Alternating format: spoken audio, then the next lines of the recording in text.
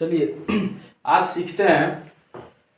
कक्षा 5 के लिए भी है और केवीएस के लिए भी है, नवोदय के लिए भी है। लाभ, हानि, क्रय, विक्रय। लाभ किसे बोलेंगे, हानि किसे बोलेंगे, क्रय किसे बोलेंगे, विक्रय किसे बोलेंगे। तो जिस दाम पर कोई सामान खरीदा जाता है उसे क्रय मूल्य बोलेंगे। जिस दाम पर कोई चीज बेच दिया जाता है उसे विक्रय मूल्य बोलेंगे।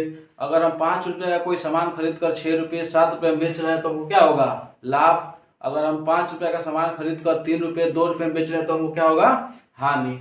तो इसको हम लगाते हैं क्रय, विक्रय, लाभ, हानि। मान लीजिए क्रम संख्या, जैसे मान लीजिए इसे दिया है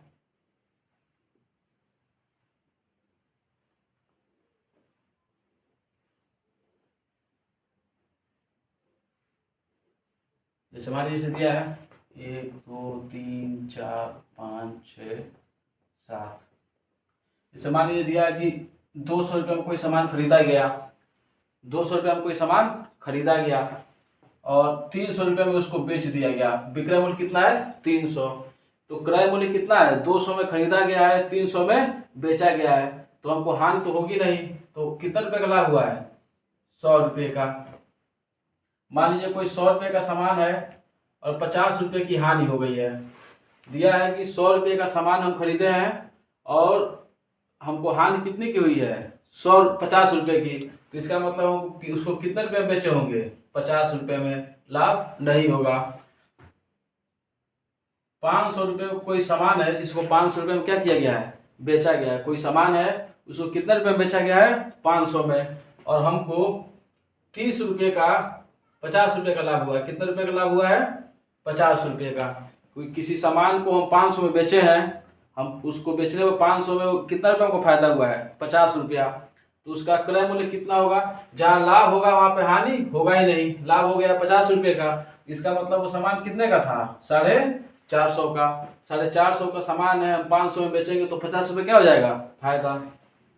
अगला सवाल है 20 रुपये का कोई सामान है, 10 रुपया 2 रुपया हमको घाटा लगा है। इसका मतलब उस सामान को कितने रुपये में बेचे होंगे, 18 रुपये में।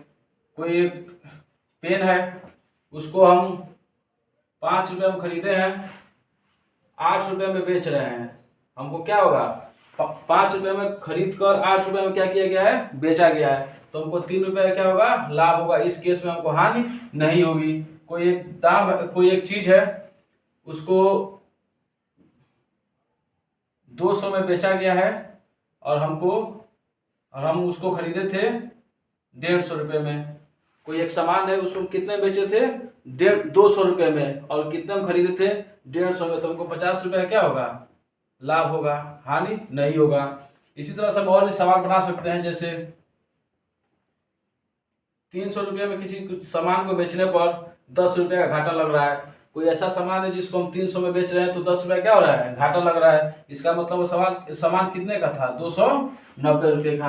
तो एक ही चार्ट पे, एक ही ग्राफ पे हम लाभ भी सीख गए, हानि भी सीख गए, क्रय भी सीख गए, विक्रय भी सीख गए। क्रय मतलब होता है खरीदना, विक्रय मतलब होता है बेचना। उसको हम कितने में बेचे हैं, कितने में खरीदे हैं, इस रेशियो को हम देख लेंगे तो हमको लाभ या हानि की जानकारी हो जाएगी।